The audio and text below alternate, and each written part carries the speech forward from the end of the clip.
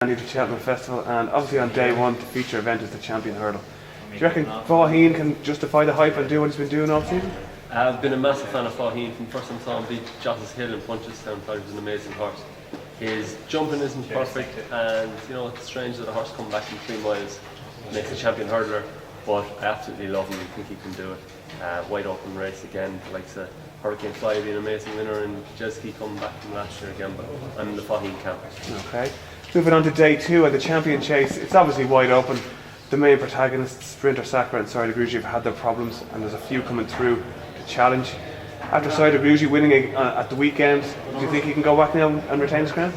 Yeah, watching Side Grugy's reappearance, I gave him no chance. Didn't think he jumped at all. He looked like a horse. There was something a bit wrong with him, but maybe they went and got that checked out or got something sorted. He looked way more fluent and much more impressive the weekend. What might be a little concern is how close that race is to the champion chase. The 2-milers tend to take a good break and it just might knock the edge off him. If Sprinter Sacra comes back to his best, he's an absolute machine, and after that it's wide open. There's the likes of Champagne Fever, Dodging Bullets, and if Hidden Cyclone goes for that, hopefully he'll give us a good spin as well. And moving on to day 3 then, more of that was a good winner last year, staying on powerfully from Manny Power, but he's had his problems this year, and that's another one that's wide open. Yeah, it is. It's looking a real tricky race at this stage, and probably because of that, he's had a few goals before, but I really do like Grab the Civil. I think he's been brilliant this year. Maybe he wants softer ground, but you know, it could just be a bit soft this year in Cheltenham the way things are going.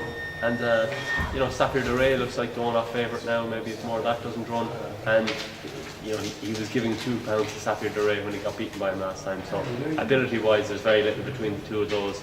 If there's anybody given the ground at all, it would be a massive bet at 25 to 1.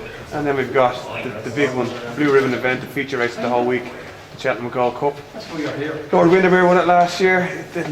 You could probably argue that would be hard pressed to do it again, but there's plenty in opposition.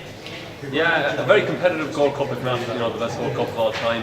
I thought Cheltenham Conti was probably the most talented horse in it. Probably the 3 miles too just pushes him a little bit.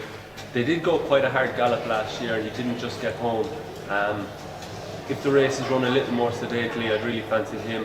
Others that I like are Carlingford Lock, and I liked the way he really stuck the head out and galloped all the way to the line.